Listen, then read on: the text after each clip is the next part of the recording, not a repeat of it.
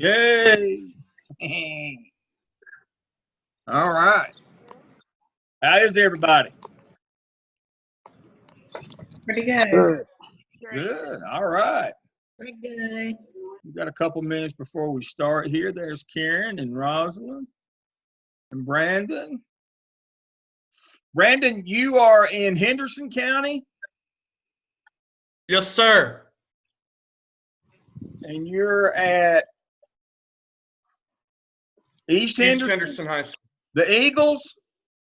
Yes, sir. The Eagles. You're in I guess y'all are in Tuxedo, or the suburb of Zirconia, I guess. Close, yeah. Now, East Flat Rock. East Flat Rock. Now, one of my fraternity brothers was one of the Baines from that part of the world. Oh, really? Well, I grew up there. I went to East. We actually live in Bowling Springs, South Carolina. Yeah. I drive up the mountain every day, but Yep. It's a good place to go. yeah, So it's you not. come what 176 to 26? Where we live in Bowling Springs, I'm only about 5 miles from I'm 20. starting. How many did you get? Caden.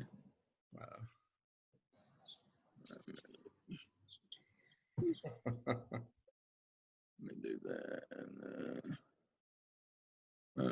So where do you live in Bowling Springs? I can hear you. Okay. Just let's see. Right off exit 15 off 26.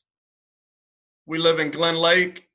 Glen Lake. How close is that to John Dodd Road? Very close. Yeah. My sister lives off John Dodd. Really? Yeah. She's lived there, I don't know, long time. It's a nice area. We lived in Gaffney for 10 years. Yeah. And we like this a whole lot better. Oh, yeah. Gaffney's a good place to be from. Yeah.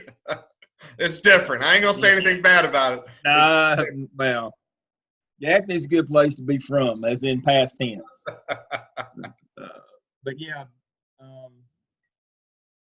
I grew up there at the bottom of the Saluda grade. Oh, did you? And my sister just moved right down 26 when she got married forever ago, and then her kids all grew up there. I think her oldest one they're not kids. Her oldest one's 42. Yeah, he's 42 or 3. So my age. Yeah, her kids, my sister's kids are early 40s. They grew up in that area there, so you wouldn't have went to school with them if you were at East Henderson. But yeah, Mike Bain was one of my fraternity brothers that got killed when he was a senior at NC State. Oh, wow. He had been down in Union County visiting his girlfriend, and we were getting ready to graduate, and he was coming back to Raleigh, and he came back as we always did, back before the interstate was in. You came 85. You came down 26 to 85. Right. And you went to into Charlotte, got off on 49, went to Asheboro on 49, got on 64 to Siler City, came out there at 1 at Apex, and they only had that one little part of the belt line done back then, from Apex up to that one side was all that was finished. And he was there just where 64 comes into 1, and a drunk driver crossed the median and hit him head on. Oh, and man. killed him right there. So, yeah, I won't ever forget being in that little church there in Zirconia, and when we buried him. As a long time ago, but you don't forget some things. I bet not. A lot of others, but you don't forget that. Yeah, his life was just beginning. They were getting engaged. They were going to get married. Just finished from school. This other drunk driver Yeah, it's amazing. We were just talking about that the other day, just how, you get so many things in life you get involved in, and we're all literally just one thing away from our life completely changing. Yep, that's exactly right. You never know. You don't know. You got to live each day as if it's your last. I have a trilogy. That I do now. My other gig, for Gardner Webb is I teach statistics for doctoral students, and that's low residency, and so that means we meet on Saturdays and Sundays for them once a month. And so when we have Sunday class, I do devotional at 9:00 on Sunday, Cool. and I do my trilogy. And my trilogy is live your life with integrity, be a servant leader, serve others, and build your life on a foundation of Christianity, because you never know what day is going to be your last day. Right. And you can't wait to be a good person and do better things. You got to do them today. You're only guaranteed today. There's no guarantee on tomorrow. And so, I tell people all the time, we judge ourselves by our intentions. I intended to be a better person. I intended to go to church. I was going to do that next week or next month. But we judge others on their actions. We have to judge ourselves on our actions.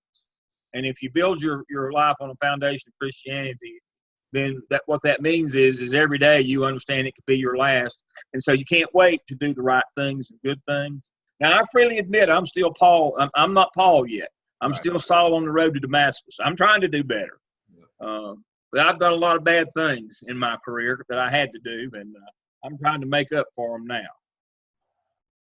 Yeah, every class or team I ever coached, I always say, when I lie to you, well, I'm sorry, when I get lied to, I get really mad. But when I lie, I've always got a reason why I lied. Yeah. It's amazing how that is. Oh, yeah. I'm trying to help some of these people who are trying to get in there.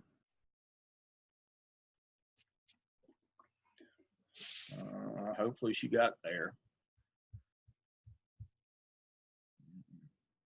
All right. So we have case 2. Let me start my share, and then I'll turn it over to one of you. So we had this week, make sure, make sure my record button is on and move that out of the way. Case study 2, letter to the community. So the superintendent decided that he is going to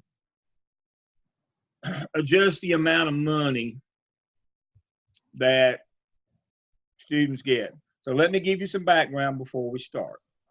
In North and South Carolina, the state allots money to the school district based on a per pupil expenditure. We've already covered that when we did finance earlier this semester on one of our nights. They give about $7,000 a year per pupil. Now, that $7,000 doesn't come all at one time. It comes in 10 installments of $700. And then that's adjusted for attendance. So, for example, if your district attendance is 95% this month, you only get 95% of that $700. They only pay you if kids are in school. It's called average daily membership. That's why it's so important, and principals stay on you all the time about your attendance, because it's about money. Now, the expectation is when that $700 a month or $7,000 a year comes to the district, that it will be spent equally on each child. Will get his $7,000 that year. Well, this superintendent says, I don't want to do that.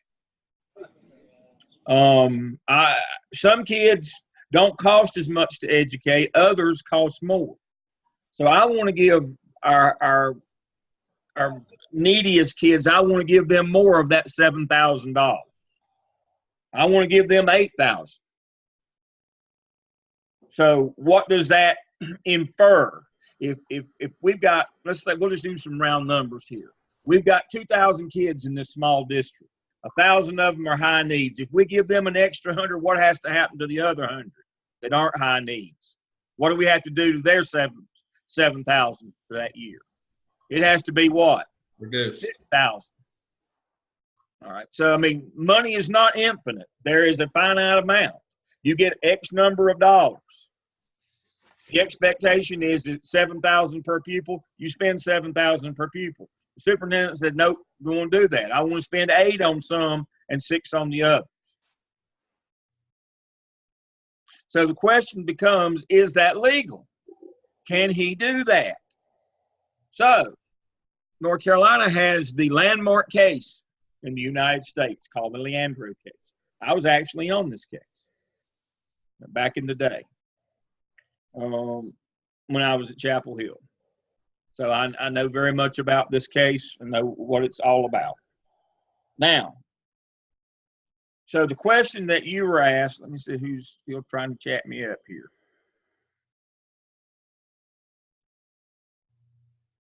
Um, 20 years ago. The Leandro case started in 94, which was 25 years ago, and ended 21 years ago. It was a 4-year process. So that is the background. Now, North Carolina has flat funding, which means everybody gets the same. Now, some states do district power equalizing where they adjust the amount of money given to the districts based on the wealth of the district. And so that's what the Leandro lawsuit was about. It said 5 low wealth districts said, look, here's the economics of this. You're giving us 7,000. We can't put any money with that because we don't have the tax base, we don't have the revenue, so our kids get 7,000. However, the wealthy district like Charlotte-Mecklenburg at that time, they were spending an additional 4,000 of local money, so their kids were getting $11,000 a year versus 7,000, and so there was not equal funding. Charlotte-Mecklenburg 11, low wealth 7. They were spending the state 7. Charlotte-Mecklenburg was spending the state 7 plus their 4. That's, the funding wasn't equal. And the Leandro case was filed by the low wealth lawsuits who said, that's not right. It should be equal. So what we want you to do, this is called district power equalizing with a recapture provision. If you're following along in your finance handbook, we want you to take $2,000 of that 7 so that they only get 5. They put 4 with it. That means their students get 9,000. They still get more than the average, but that 2 you took from them, you give to us, and so we get 9 from the state. They get set 5 from the state, but they get 4 more locally, so we both get 9. That's what the lawsuit said. We want 9. We want everybody to have 9. Rather than the 7 we got and 11 they got, we want everybody to have 9. We want equal funding. We want it to be equal. Right now, it's equal coming from the state, but because local LEAs and county commissioners can add to it, the funding's not equal. The lawsuit was Leandro. The Duke Law Center has very conveniently summarized the case for us. And they said neither school districts nor counties have any constitutional right to equal funding. No constitutional right to equal funding. That equal funding would be 9 and 9. But we'd have to take 2 from Charlotte-Mecklenburg to give 2 to Granville. Or we'll use Robinson since it was one of the 5. That would be equal funding. The court held unanimously no right to that. But the court went on to rule that indeed all children residing in North Carolina have a fundamental right to the opportunity to receive a sound basic education. But that means they just have to get the minimum. They don't have to get the maximum and get leveled out. No right to equal funding. And then they went on because they knew that superintendents might do something like this and try to take it into their own hands to move the funding around. They ruled that the state of North Carolina, not local districts, has the ultimate constitutional obligation to deliver the Leandro right. No exceptions, no excuses. What that did was tell superintendents, you can't do this. You can't manipulate the money we give you. If we give you $7,000 for a pupil, you have to spend $7,000 on that pupil. You can't manipulate the money and try to do what Leandro tried to do, which was take money from the rich and give it to the poor so the poor got more, so they could spend more on the poor. The court said, no, can't do that. Can't do that. They said, now we're going to give you a remedy, though. We are going to help low wealth districts. In theory, we're going to help them. We're going to give you something extra. We're not going to change the funding formula. There's no right to equal funding. You know, although we're giving equal funding, in the end, the funding is not equal because of the addition of local dollars. Leandro said, you know, the court said, no, you have no guarantee for that. You have no right to take money from one and give to the other in order to equal them all. But the state of North Carolina said, we are going to do something for you low wealth districts. We're going to raise some money for you and give it to you on a pork barrel basis through your politicians, your local politicians, whatever power that they have. If they can get in the trough and root for that pork barrel money, you might can get some stuff. We're going to give you some stuff. Anybody know what the form of that has taken in North Carolina? What that help and assistance where that money comes from? Anybody? Title One? The lottery. The lottery. Yay! The North Carolina Education Lottery is a direct result of the Leandro case.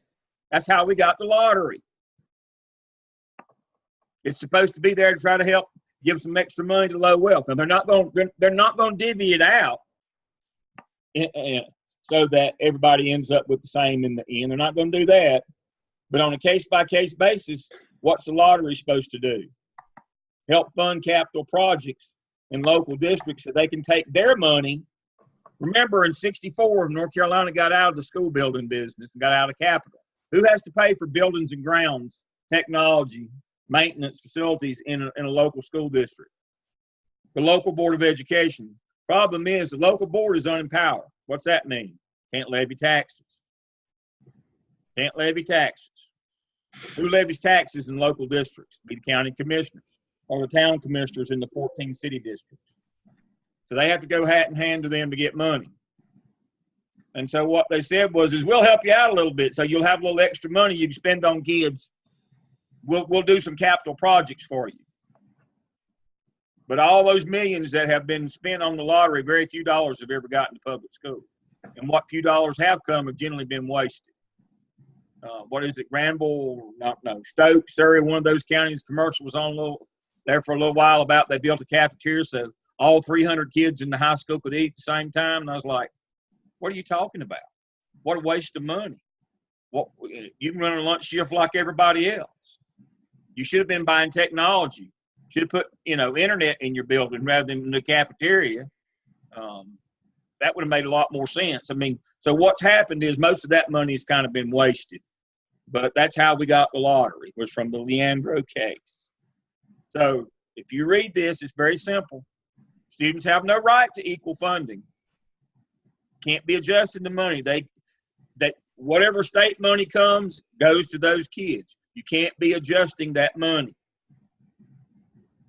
Can't be adjusting that money. So, in light of that, back to case study 2. Is the superintendent's plan appropriate? Present both sides of the issue. Address legal and ethical concern. From the document lesson plan, roll the principal found in the materials folder. All right, who's going to go first? We would love to go first. All right. All right. How are you James, doing, Dr. Lamb? I've held you up here a few minutes. I know you need to go, but I've tried to go as fast as I can. Okay, no problem at all. Let Good me evening stop to my you. share, James. Okay. We are, of course, my group is myself, Jessica, Felicia, and Rosalind. All right, whose computer's who's gonna share their screen? I believe Rosalind is. All right, Rosalind. Rosalind, I have now made you the host. I have stopped my share. I'm gonna stop my video momentarily. And you should now be able to share your screen.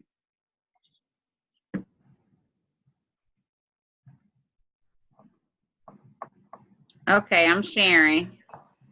Okay.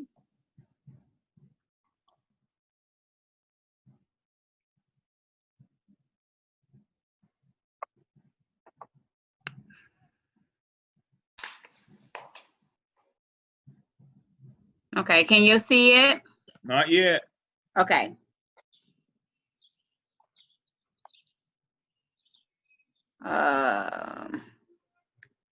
Just click on share screen. Okay. There you go. All righty. All right. Hey. All right, good deal. Well, you pretty much did my part of the presentation. I was going to overview the case, but you've already overviewed the case. Okay. So as we already know, we're looking at Leandro versus North Carolina and looking at, is it just and lawful for school districts and especially superintendents to kind of divide money up in certain ways. And you've kind of already explained how that works and what is legal and what is not legal in the lottery system, which is exactly what I was going to talk about. So rather than regurgitate that, I'm going to pass it over to the next person in my group so they can take over the next slide. All right.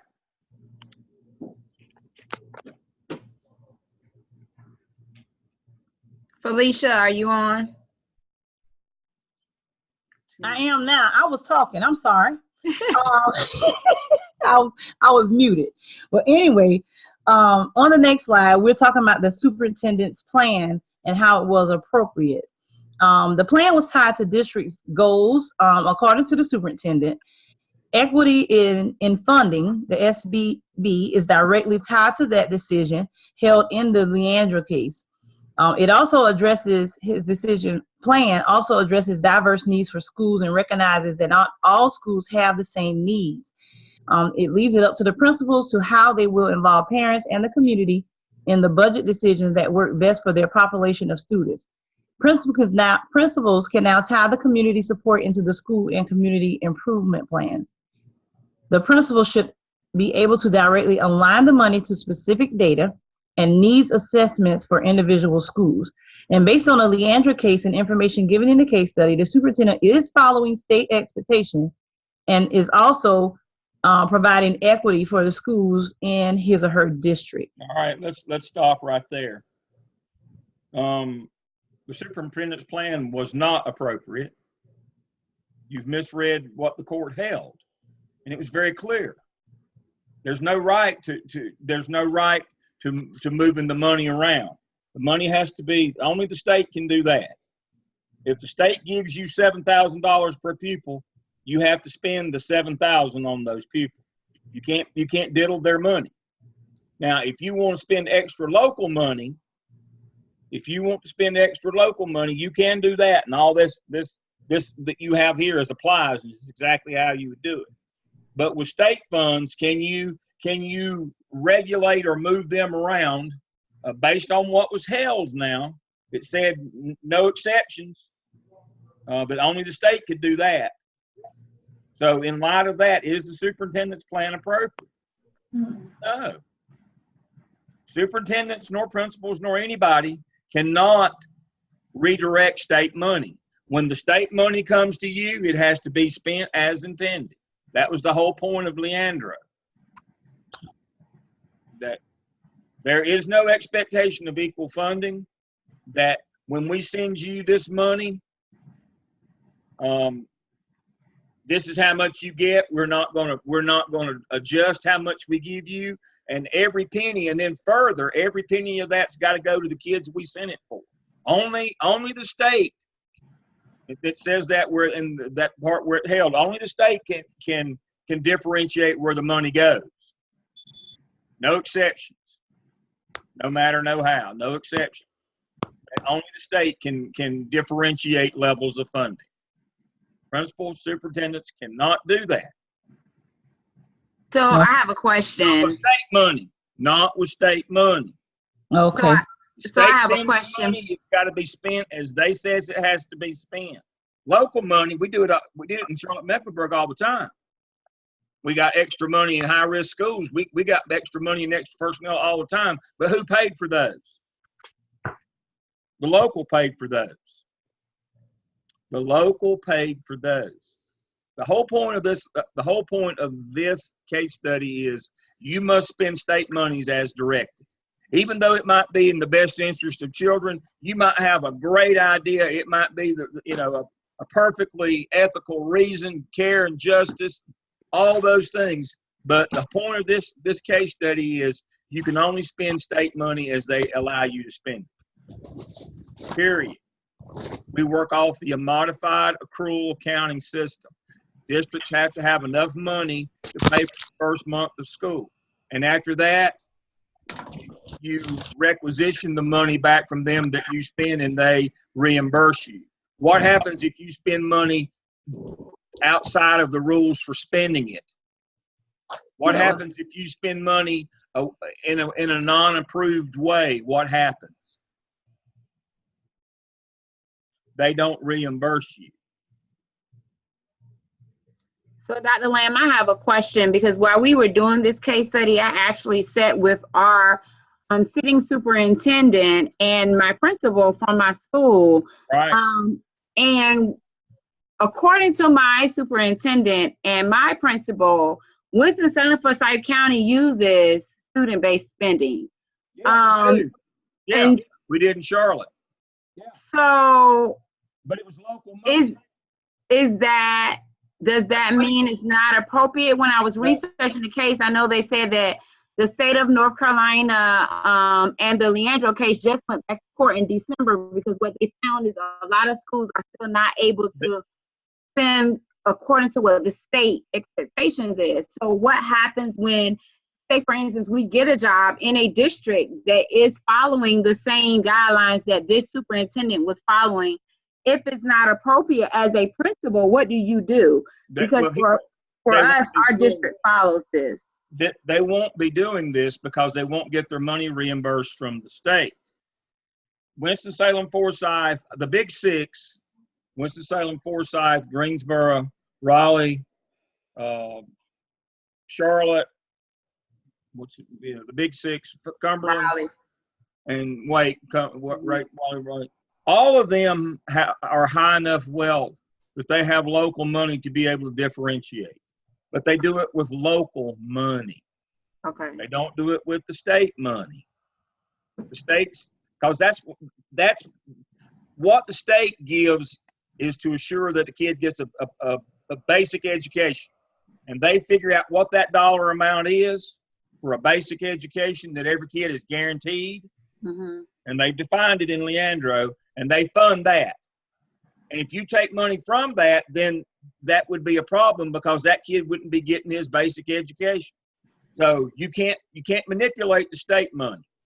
You absolutely can do that with all the local money. With your local money, we did it in Charlotte-Mecklenburg all the time. We called them equity positions.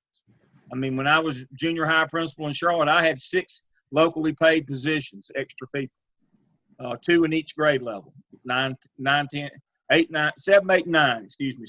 9th grade. I had 2 extra people. I had a math and reading recovery person in each of the grades that were paid for locally. I had money. I had project success. Had all these things that were paid for, but it was all local money. The high school challenge. When I was a high school principal, and we got high school challenge money. It was all local money. You can't manipulate the state's money. That's the whole point. You can't manipulate their money. If you do, they won't reimburse you. They won't give you the money at the end of the month. You can only spend their money on what they've approved you to spend it on. That's the lesson of this case. I know that we want to get into equity and children and all that, but the point of this case study is you can only spend money on what it's intended to be spent on, whether it's federal, state, or local. If you spend outside of the allowable practices for that money, you won't get your money back. They won't reimburse you. And so you have to know the rules. So the rules are very simple. What the superintendent was trying to do here is a wonderful thing as long as he funds it locally. If he uses state dollars, you can't use state dollars to do this. Because Leandro is very clear. Every child gets a basic education and we're sending that money. You can't manipulate that money around. We're not going to send 2,000 less to some districts because we're not sure what they're going to do to add to that. See, that was the Leandro case. They wanted to send Charlotte Mecklenburg 2,000 less than the minimum amount of $7,000, assuming that Charlotte Mecklenburg would add 4 to that and get them back up to 9.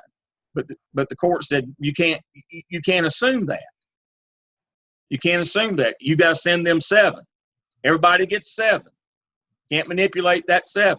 Now, what you do on top of that's up to you. But you can't manipulate that 7. That's the whole point of Leandro. And that's when we got the lottery to try to help the low wealth districts.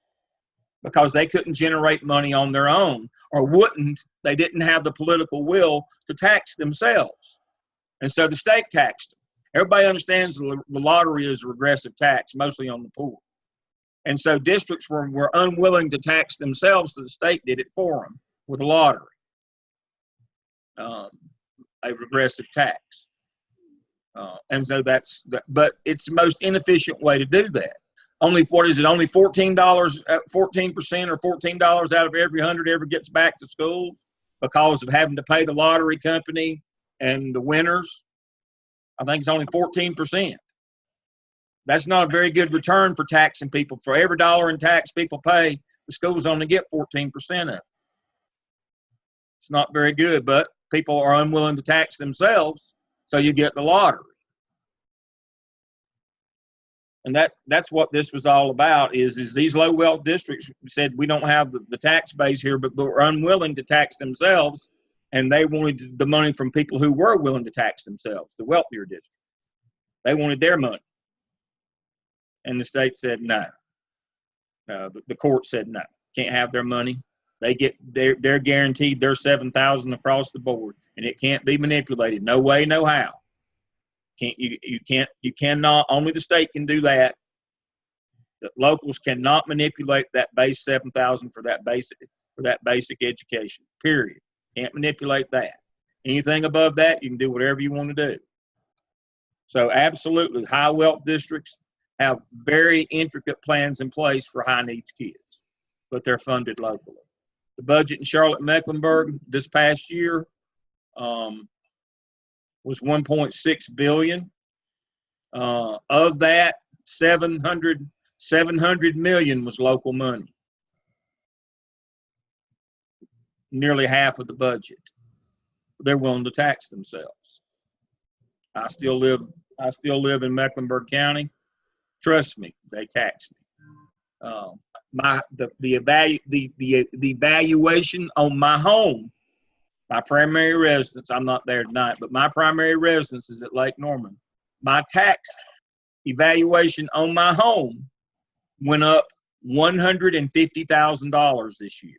Not to 150, it went up that much this year in 1 year's leap, because they are willing to tax to pay for schools. The problem, the reason why the low wealth people lost the lawsuit is they just weren't willing to tax themselves. If they were taxing themselves at a fairly high rate and wasn't getting money, I think they would have won the lawsuit. But when you went back and looked, and I was involved with this at the time, they had the lowest tax rates in the state. They weren't willing to tax themselves. Had they had a similar rate to the wealthier places, I think they would have won. I really do. We had high hopes for Leandro. But because they were unwilling to tax themselves, the state did it for them with the regressive tax of the lottery. That's the history of that.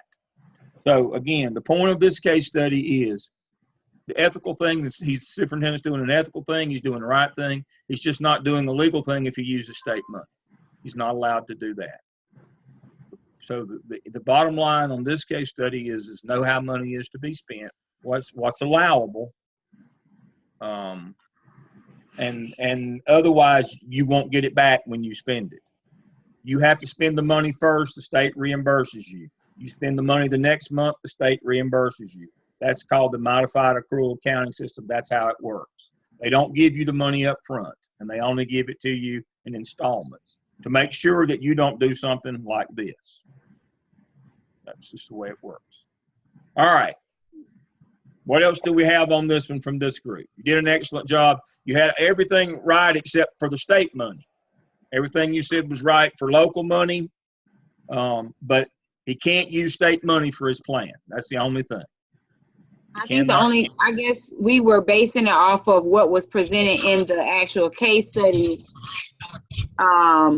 Just going off of what we knew, not knowing if it was just state, just local, where the funds were coming from. That would be, and that's part of the learning in this class is you have to understand that there's different rules for different pots of money, and that you can't spend all of them the same way. And that you have to know what's allowable for federal money. You have to know what's allowable, just like Title I. What happens if you spend Title I money on non-Title I kids? We all know what that happens to you. Right. You have to pay it back, and the person gets fired usually, or goes into early retirement or retirement. I've told you that story. I went to that school, and I had to go back 2 weeks later and meet the new principal because he intentionally put non-Title I kids in Title I classes. That school had to have been really close to me because I'm like 30 minutes from the area you were talking about. Yeah. At 35 Topsail. I'm in Burgall, so it takes me 20 minutes to get to Topsail. So it's about one county north of you. Up there where they have all those signs about getting off crystal meth and all that out in the middle of nowhere. That's where I was. And he absolutely put non-Title I kids. He spent federal money inappropriately. And he ended up losing his job. I mean, there is no recourse on federal money. State money, they won't send you the money. Right. And back in the day when we carried 4 months of reserves, you would negotiate and you might take a risk. Now that most school districts only have 1 month in reserve, that first month of school to pay for everything until they get the state money, they can't afford to take these kind of risks anymore. Most people don't have that kind of operating capital in reserve anymore. They have 1 month, enough to start the school year. And if you don't get your money from the state on the first allotment when it comes in, you're in trouble. So you have to be real careful about spending their money. So what I will do is I will reclaim the host.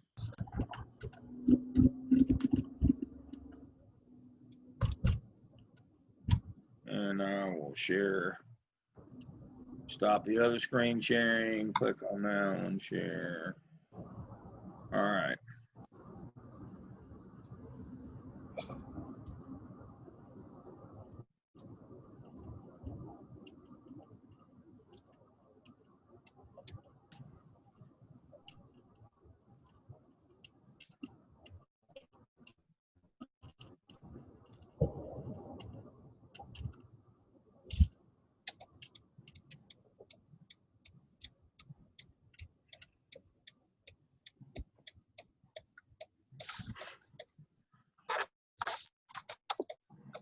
All right.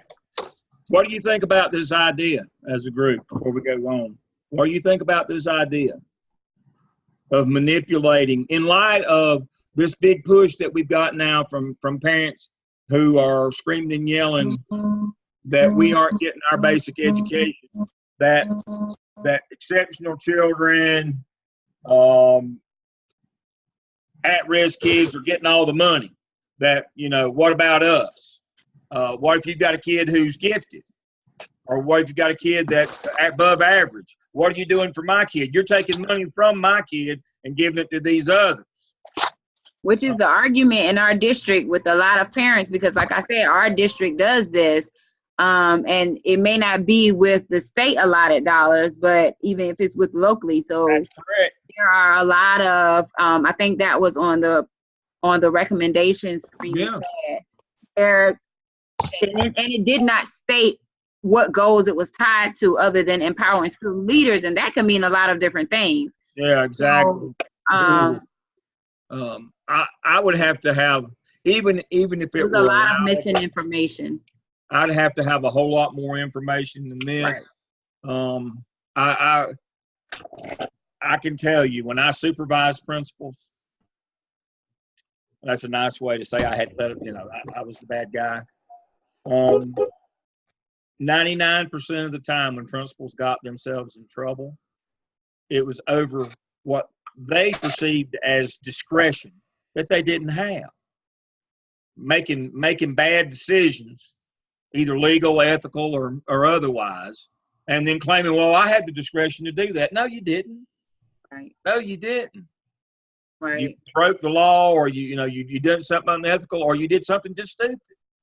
I'd like to trust principals. I'd like to, but I'd have to, and superintendents. But I was one, both of those. But I got to have more information than this. Right. Because It was a lot of missing information, which was This kind of could be a firestorm. That's why I said, what do you think about this? Yeah. It's a noble idea, but there's no details here. No. And And it parents doesn't say don't really know. what goals it was tied to. It says it was tied to empower school leaders. That can mean a lot. And then it left a lot of unanswered stuff. And he sent a letter to parents, which means my you have God. parents come into principals without any guidelines on what the money is intended to be spent on. We're going to do a case study here next about this very thing, and that's why I kind of put these back to back. Parents walking in the building, they're screaming and yelling over EC. Not the EC parents, that they're not getting what they're supposed to get. They're yelling and screaming because they're saying, by giving the EC kids an inclusion model, my kid is not getting what he's supposed to. Mm-hmm. Right. There's where you're getting the kickback nowadays. Yeah. If you did this in schools now, it would not be the at-risk people who would be your It's champion. our AIG population. It'd be the elite population Yeah. who would be screaming and yelling. Yeah. Because of politics, national and state and otherwise, this group of people has become empowered now to say, what about me? Our parent who is on our SIT team as our rep, she has a student who's gifted, and she goes to every school board meeting.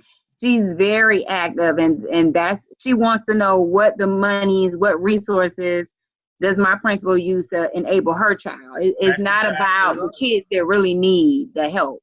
Yeah. We have a large group of parents now who feel in a certain sense of entitlement. Yeah.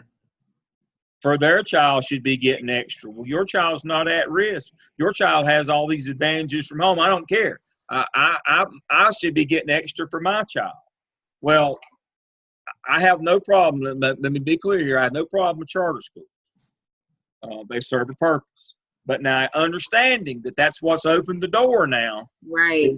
When we facilitated parents to say, all right, you want a private school education where you can segregate yourself by whatever you want to, whether it be traditional and classical, or when we said, all right, we'll try to give you the private school experience. We'll try to facilitate you. We'll try to give you an entitlement here. Right. Not That's thinking where that this a all lot of those started. funds are still tied to those students. They leave and go to private schools, but the school still loses those funds. That's correct. But Yeah. when we opened that Pandora's box of charter schools and vouchers, Yeah. We opened up this notion that my child's entitled to extra as well. That my child's not disadvantaged or any other class or whatever is immaterial. Right. I want to. And I guess we only have ourselves to blame. But something like this would be a disaster.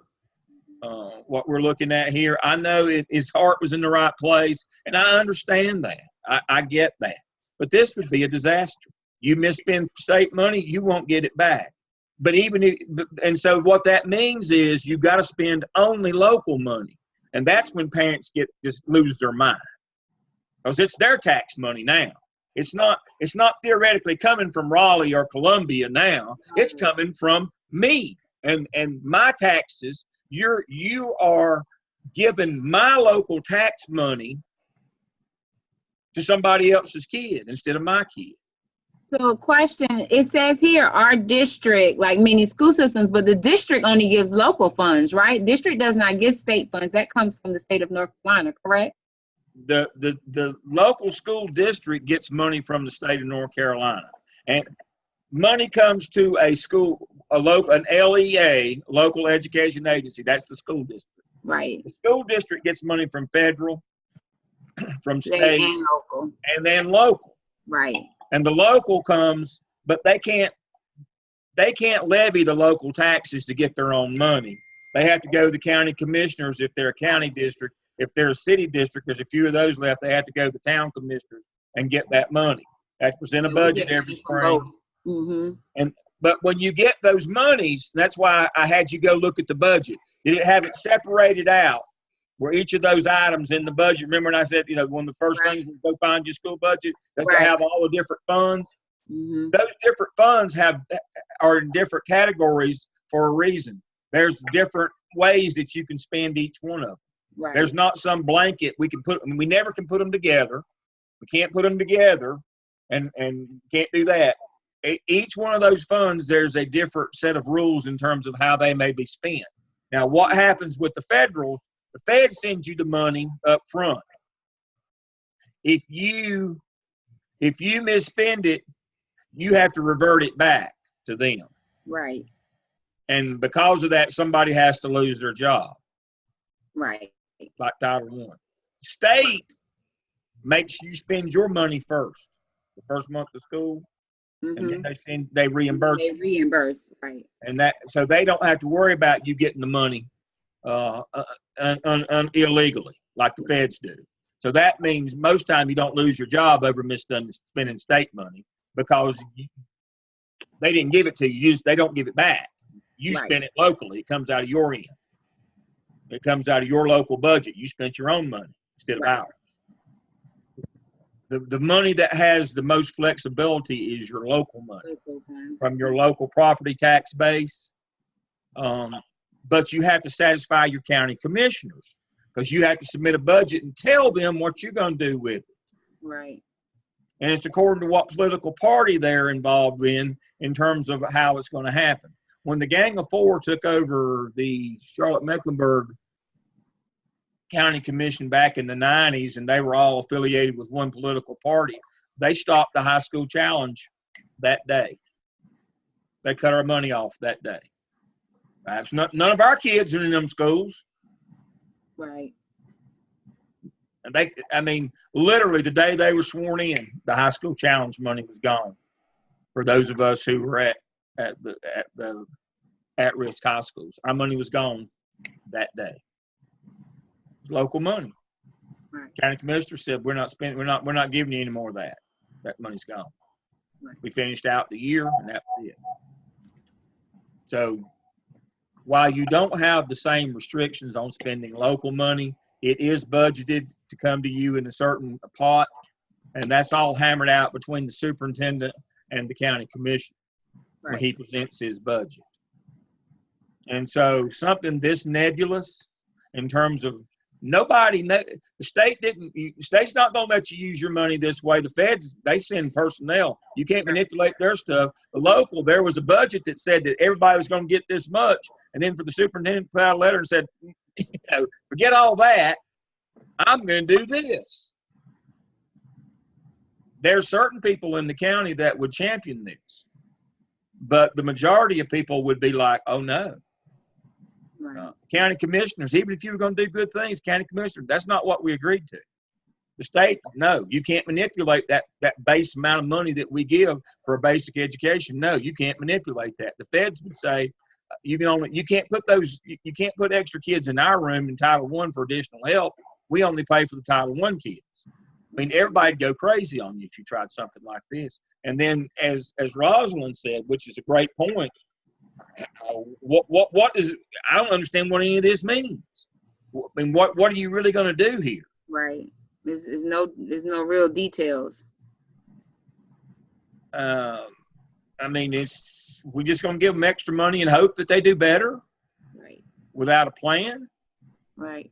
But none of the monies really could be used for a plan like this because the county commissioners did not approve this. Each school, that same superintendent had to submit a budget to the county commissioners for the local money on how it was going to be spent. You can't renege on that once you've already told them and they've approved it. It has to be spent for those things. They would not go along with this, especially not in Mecklenburg where I live. They would not go along with this. That would not happen. And so I'm at my work location tonight in the county that I'm in here. Oh, they would shoot you if you tried to do this. Yeah. It's a rural county, heavily conservative. Oh, they would never go for this. Ever, never, ever. So the plan is inappropriate based on you can't use federal money, you can't use state money this way, and you can't even use local money unless for next year you got the county commissioners to approve it. Right. All of this is outside of the acceptable spending practices or allowances on federal, state, and local monies. Now, as I said earlier, Rosalind is right. If your county commission has approved it, you can use local money to do this, but only if they've approved it up front. Your budget has to be approved. They're your boss, I don't know if y'all knew that or not. The county commissioner is the school board's boss. Right. And the superintendent. That's who they have to report to. And our county Even though commissioner the school board might be elected, it doesn't matter. The county commissioner is their bosses because they control the money. Yeah. And they have to approve the budget that is submitted to them. And so without a change in budget from the local, the county commissioners would probably deny payment to the schools in that they reneged on their agreement, their budgetary agreement of how the money would be spent that they got from the county commission. Yeah, I think that's how my district gets over with a lot of stuff they do. Our county commissioner used to be the superintendent for the school, so Yeah. he keeps And a lot of them, in the county where I am right now in Rutherford, I'm in Lake Lure, which is not far from the main campus here. The superintendent in this district, who happens to be my first cousin by marriage, she just resigned. She just retired. She had 32 years and a year of sick leave, so she had 33 years. But she's going to become the town manager in Forest City. Yeah. So she gets to be in charge for a while. She said she's tired of going with her hat in hand begging for money. And so she's going to basically be an employee of the county, of the commissioners. And so she gets to decide how the money is spent. But yeah, I mean, the superintendent and the school board, you think they're all knowing and all powerful. They're neither. Yeah. They have to go hat in hand every year to the local county commissioner and beg for money. And not only beg for the amount of money, but how they want to spend it. That's why I was talking about what happened in Charlotte, Mecklenburg with the Gang of Four. They said, we're going to give you the same amount of money, but we're going to determine how it's going to be spent, not you. We don't like how you're spending it. We don't think you're doing the right thing with it. You're talking about embarrassing. Our district needs that. Very embarrassing. And so they said, we're going to give you that $6 million for for high school challenge. We're just not going to give it for high school challenge. We don't think that you're showing any results with that money. And so that's what you get into. All right. We have anybody else who would like to do a presentation tonight? Carla, you want me to let you go? Yes, please. All right. I'm so excited. I love these classes. I absolutely love it.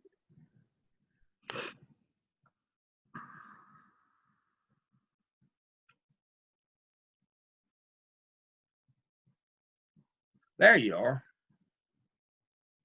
I'm going to make you the host. And I'm going to stop my share. And I'm going to stop my video. And normally then it lets you hit your share button. Excellent. Okay. So Meredith and I are on tonight, so we'll be tag teaming this. Excellent. So we started out with kind of looking at the book with the equalization methods. The percentage equalization, equal access to education, and local control, and power equalization, where districts can choose the level of programs for their communities, because that's kind of where both this fell into, those two categories. See, that's what Leandro wanted, district power equalizing. That's what they wanted. So we were kind of curious about what, the state finance systems look like. So we kind of did a little bit of research on that. States are moving to weighted systems to tailor funding. Also, adequacy, that is whether funding is sufficient to meet state laws, rules, regulations, that kind of thing. Just a little bit of background and research. All right, let me add in right there. I guess this is a political comment. District power equalizing has been around for a long time. It's kind of come back into vogue, but in the more, I don't want to insult somebody here. The conservative states still want to do flat funding. States that are conservative and have conservative state government, they're sticking with the flat. The places that are more progressive, I dare say more liberal, they're moving toward the district power equalizing. They're moving toward differentiating the money based on need. And so that's one of those things. Now, I'm not telling you that this case tonight wouldn't be appropriate in some of those states, but based in North and South Carolina with conservative legislatures that are sticking firmly to flat rate funding, that's the context that we're working in tonight. Thank you. So I found this, and it was from 2014. I had a hard time finding some more recent information, but it did show North Carolina was the only one in flat grant funding. Is that still the case? Pretty much. That's what I was trying to say. Okay. Not being rude to somebody who might have a relative that's one of the state legislators. Everybody else has kind of come more woke or enlightened than we have. We're still thinking to the old way. Yeah, and my the three people in my little group, they're from South Carolina. I'm the only one from North Carolina, so I found that interesting. Yeah, and South Carolina's is a foundation program. It's a little different than flat, but it's still pretty flat for them as well. But North Carolina is just straight old flat. But now understanding, the conservatives have a supermajority in the state legislature, which means they can even overrule the governor's veto in North Carolina. So that's why it has remained this way for so long, is that even though everybody else is saying, wait a minute, it costs differently, the state ought to fund differently, North Carolina says, no, we like 1954 just fine. We like living in this era of things. When things were that way, we like it just fine. Now, people say, well, Dale, you're being critical. No, but that's what they're very clear. I mean, it's not like it's a secret. This is who they are and what they want to do. And so that's why we still have flat funding. And we don't differentiate. And you can't manipulate it. If you do, you won't get your money back when you spend it. I like this second bullet. It says another issue is whether the amount of funding is adequate, which is sufficient to teach all children to ambitious standards, laws, and requirements. That ambitious part was good because, that really is kind of like are we going to push them or are we just going to stay with what's okay, what's, the mediocre part? Part of the problem with flat funding is you do the minimum. It becomes the maximum. Right. The per pupil amount is not substantially more now than it was 25 years ago when Leandro started. Right.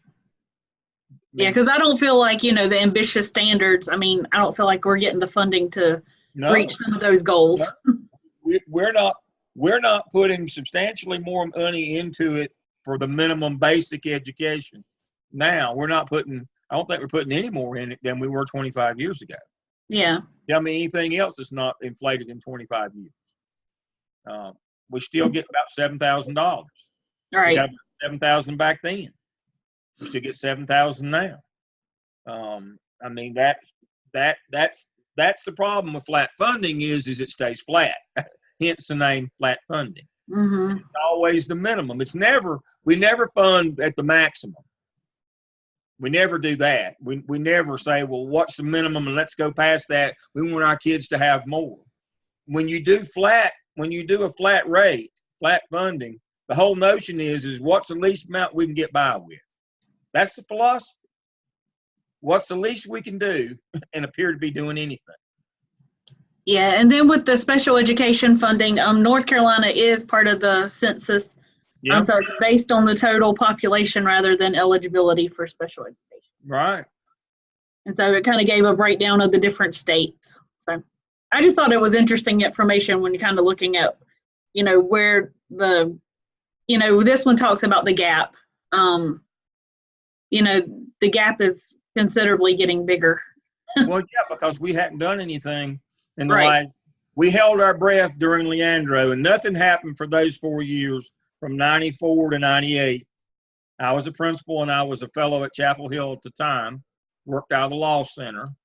And then from 98 henceforth, the gap has gotten wider because we pretty much stayed when Leandro said state gets to decide what a basic education is and funds it, and there's no right to, in the end, having equal money, which meant take some from one and give to the other. There's no right to do that, and all you have to do is provide a basic education. Since that time, the only question has been every year is what's a basic education? Mm-hmm. And what's the least amount we can spend? That's all we have. All we're obligated to do is spend the least amount, is do the least. And when somebody says, well, that's the least I can do, what that means is that's all they're going to do. That the minimum becomes the maximum. Right. And so that you're exactly right. That gap gets wider and wider and wider. But for the reasons that I've stated, you can't take this into your own hands in local districts. This has to be kind of a statewide initiative. So our consensus as our group, and then after this slide, I'll turn it over to Meredith. We said not everything that appears to be legal or ethical is going to be right or beneficial for students. That you can do it with local funds, not state funds. There's too many unknowns, and there's questionable long-term effects. Yay. That summarizes what the conversation that Rosalind and I just had perfectly. You can do it with local funds, but not state funds. There are too many unknowns for the locals. You'll get killed on the local. The county commissioner they'll lose their mind. If you take their money and they see it as their money, and you didn't tell them that you were going to do this, and you agreed to one thing in the budget and did something else. And that's exactly the questionable long-term effects. That's what the Gang of Four said in Charlotte. We can't see that you've been using this extra money for the high school challenge for X number of years. We don't see any changes or any long-term effects. Yeah, the Topsail side over here in Pender County would have a fit. Yeah, they'd lose their mind. They'd lose their mind. Because you're taking all this and giving it to those kids, and our kids are going to get less. Mm-hmm. I mean, people now will walk into the office and demand extra for their child based on I'm entitled. And, I've had to, I remember in the 80s, I had a fella came in and demanded extra for his and wanted a teacher assistant for the gifted teacher that the county was paying for already. And he said, well, they've got teacher assistants over in the EC. I said, those are federally paid for. He said, well, if we can't have one, we want you to take theirs. You need to go back outside and look and see the name on this school. This is a public school. This is not private school. And besides, he wanted his daughter starting on the basketball team. She couldn't play dead. And we had a bunch of kids that could actually play. And she was the shortest kid in school, but he said, if you just let her try, he said, she can shoot. She never get her shot off. What are you talking about?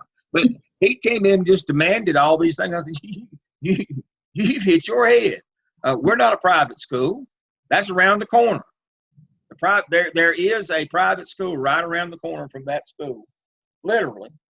There's a private school. I drove by it the other day. There's a private school around the corner from where I was principal in the town of Rutherfordton. There's a private school right around the corner. I said, you need to go over there. They will facilitate you over there. This is a public school. And that was 32 years ago. So that sentiment has been around. People now feel empowered to bring it out. He wasn't from that part of the world, and he had small, I shouldn't say, but he had small man syndrome. You know, the smallest guy in the room who, you know, thinks he has to bark like the Chihuahua dog. And his daughter was small, and, you know, he was just taken up, you know, he had that syndrome. And I appreciated that, but, you know, we don't do that in public school. All right. Meredith, you ready? Sure. All right. So then we took it and we just related it to the 4 paradigms of ethics. So for justice, we just said that some schools' needs would be met and others might not receive the funding to meet their needs. And that Title I schools who already receive federal funding, it could impact them negatively depending on how they allotted the money. Oh, yeah. I mean, you know that more than likely what would happen is the schools that were getting Title I money, we'd cut the money to them. You know we'd do that in order to give it to schools that don't have Title I, Yes. but have a lot of high-risk kids. And that's common sense. And then for care, we said parental involvement was there, but so that kind of fell under concern and connection, and then relationships, collaboration, shared decision-making, connections. And then low trust districts versus high trust districts, it'd fall under loyalty and trust, and then are they going to truly trust the schools to make the budgeting decisions to carry this out? Yeah. And then under critique, we said the Leandro repercussions, that kind of fell under social class, and then on agendas being carried out, corrupted morals. Yep. And for profession, student-based budgeting supports these practices, accountability for student academic and social success. A budget is a means of communicating to the public, parents, and staff school values, model principles of self-awareness, reflective practice, transparency, and ethical behavior. Excellent. Excellent, excellent, excellent.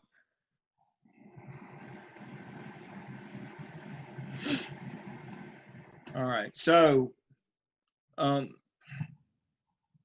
Leandro was a lot about social class. It was about whose ox was going to get gored. It was about who was going to get the money. Now, there are people, I am not one of them. I'm not really a conspiracy theorist. As I say at work all the time, that requires forethought and planning to be a conspiracy, to enter into a conspiracy. Most people aren't going to work that hard. There's a lot of people from my era who know the inside of the Leandro case, who firmly believe that the legal fees of that this whole thing was a sham to get the lottery, that the lottery companies paid the legal fees of the low wealth districts to bring this suit so they could get the lottery.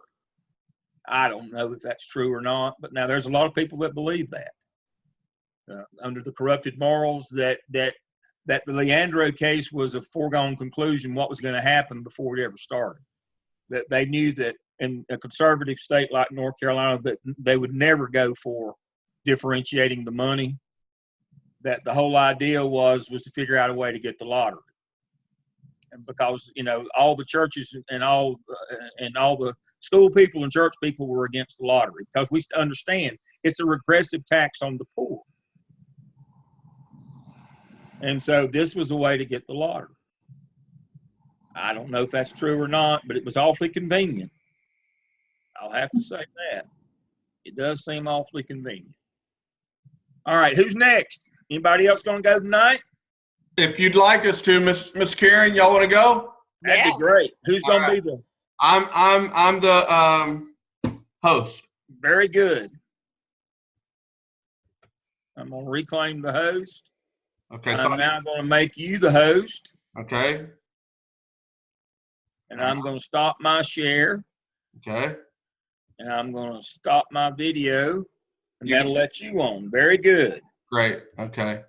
Well, I my part was the review of the Leandro, so we won't do that, and we'll let the smart people do it. Let's see here.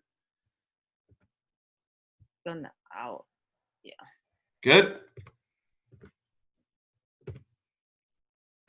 Okay. Dr. Lamb is just like the other cases.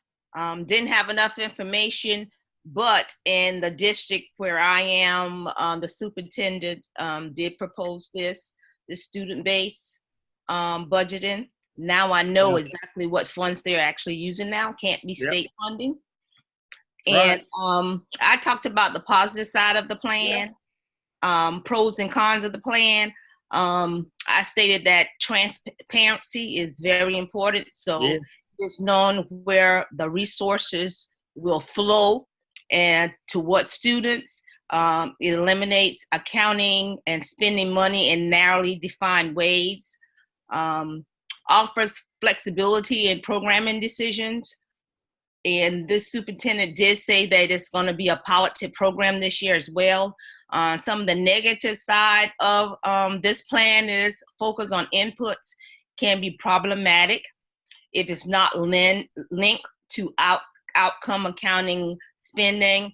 Decision makers may be unable to redirect added resources in a productive manner, given restraints for contracts, state regulations, federal laws, etc. And the principal school level accountability increases in this particular plan. All right, let me ask you this question. I'm going to ask you, Karen, I'm going to put you on the spot here.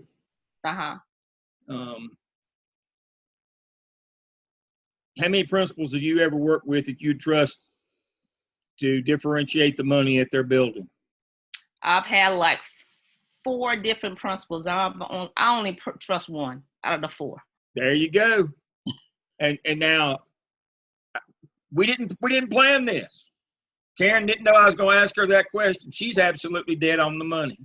About only, from my experience, being a principal and supervising large numbers of principals, only about 1 out of 4 has the capacity to be able to handle this. And he's now retired. Yeah. What would be the factors that would make them not be good stewards of this money if they had discretion? Pressure from parents, pressure from teachers, pressure from local politicians, pressure from the Chamber of Commerce, all those kinds of things. Pressure at the country club on the weekend, from his golf foursome on Saturday morning. Only about 1 out of 4. Karen's dead on the money. Only about 25% of the principals that I've ever come in contact with in my career, and that's got to be in the hundreds. Only about 1 out of 4 had the intestinal fortitude to be able to handle discretionary funding. Therein lies your problem as well.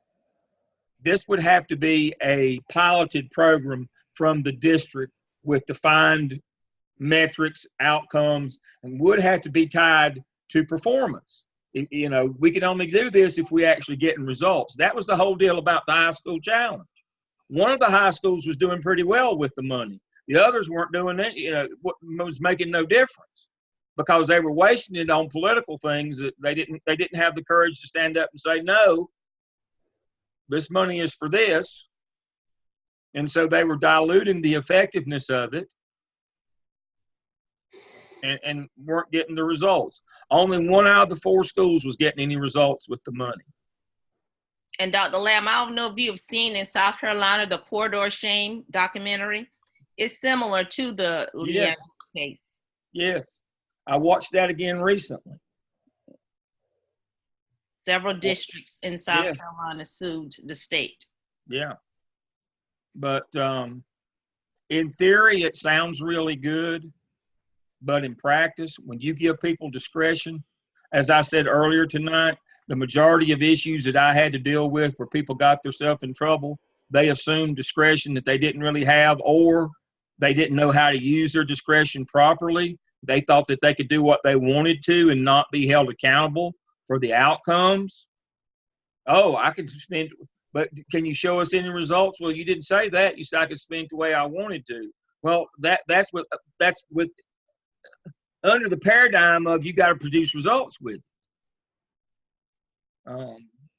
So the devil's always in the details. Yes. I've worked with very few people who have the fortitude to stand up and say, we're going to do X, Y, and Z, and then go out and do X, Y, and Z, and not bow to the political pressure that came along. Very few. As I said in the high school challenge, there were 4 high schools involved. Only one of them was showing any results. But that was highly controversial in itself, in that folks wanted him to do what they wanted to do. They didn't care about the results. They wanted, we want some butter on our bread. Dee will present the ethical concerns. Dr. Lamb, before I go over my slides, I have a question. Can you hear me? Yes. So basically, the Leandro, they were the poor, correct? That's correct.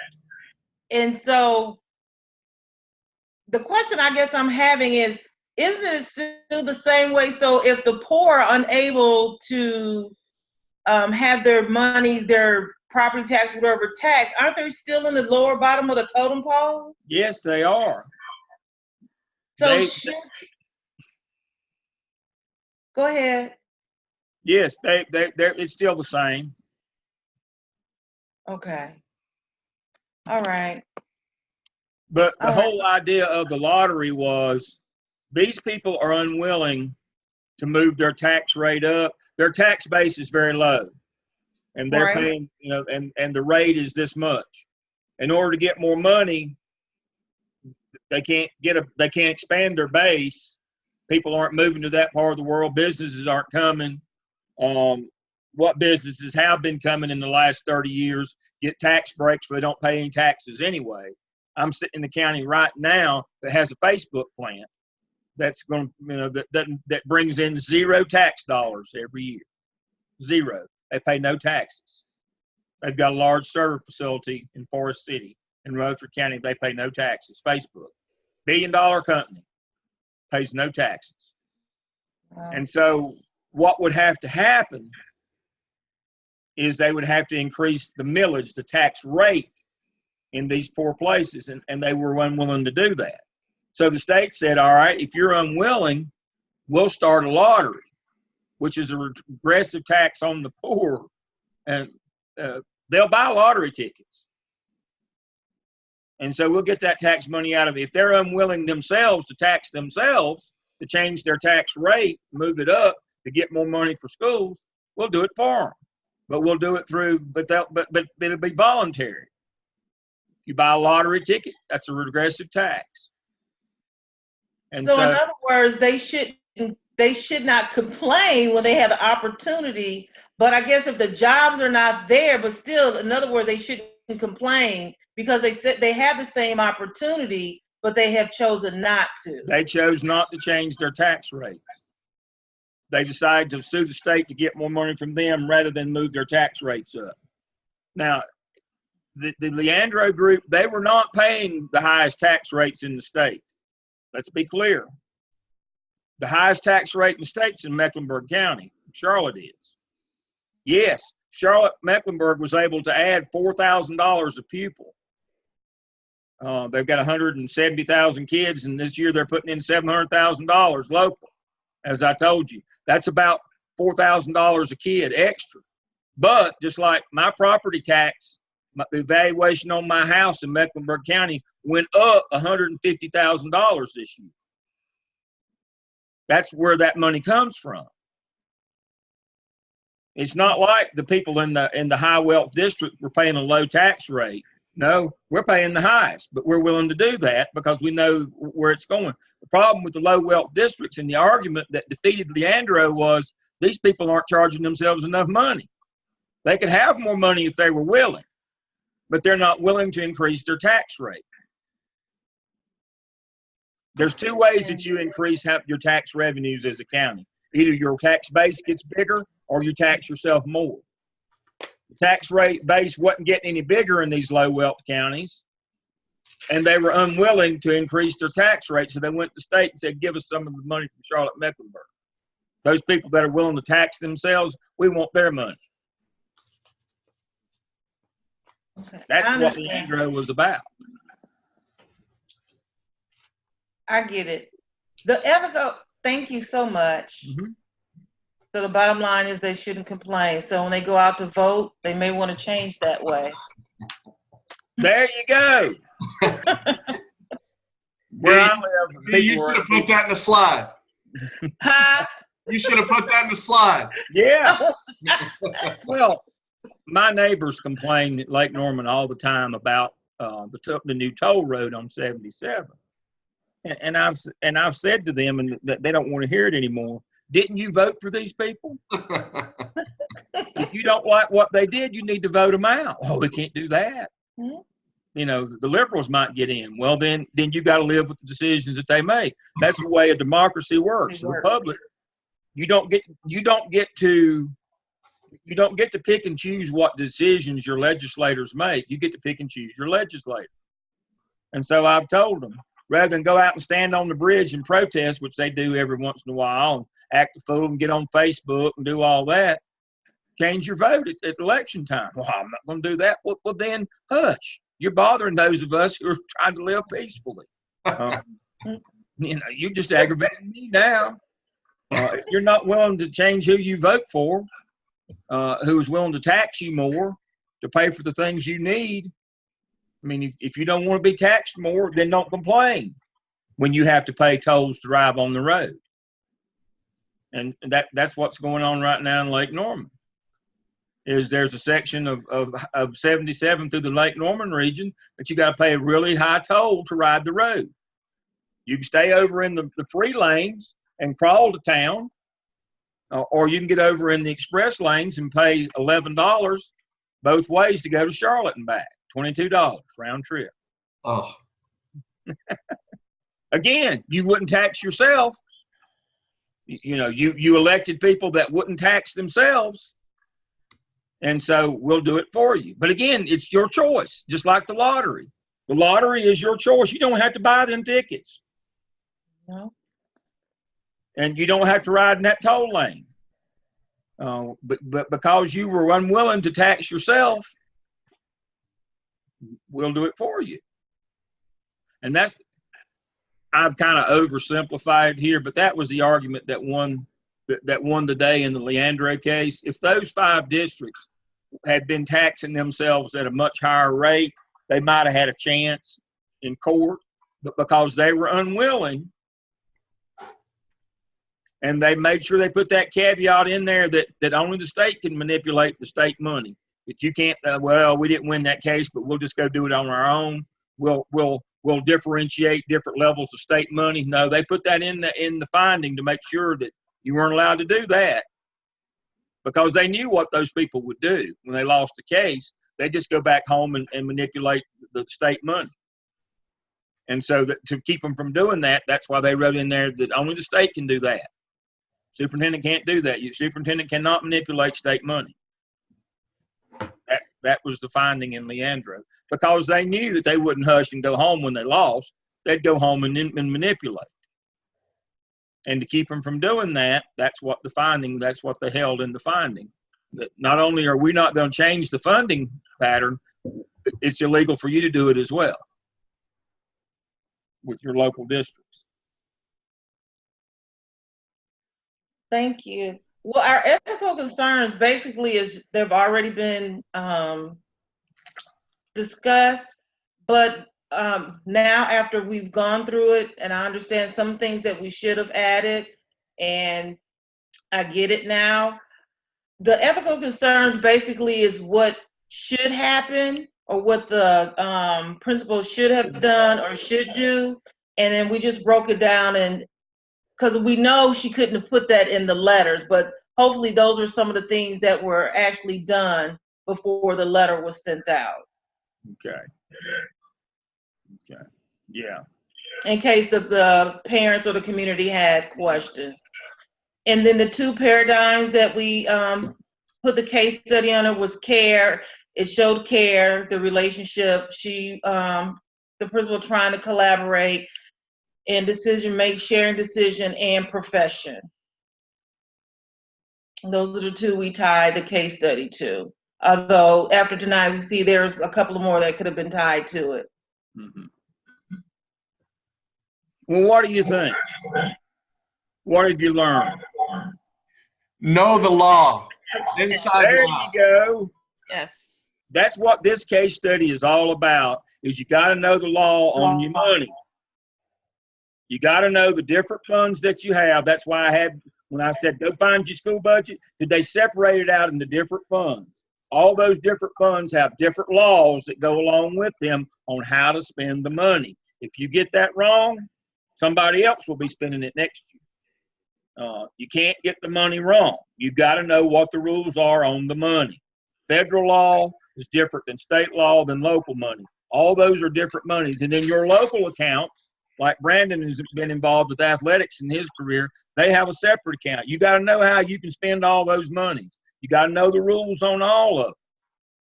You can't manipulate state money. State doesn't give you the money up front. They reimburse what you spend. If you spend it wrong, they just don't give it back to you. Federal money, that comes in first. If you spend it wrong, they make you revert it back. And somebody loses their job. Mm. Local money, you have the most discretion, but you told the county commissioners how you were going to spend it.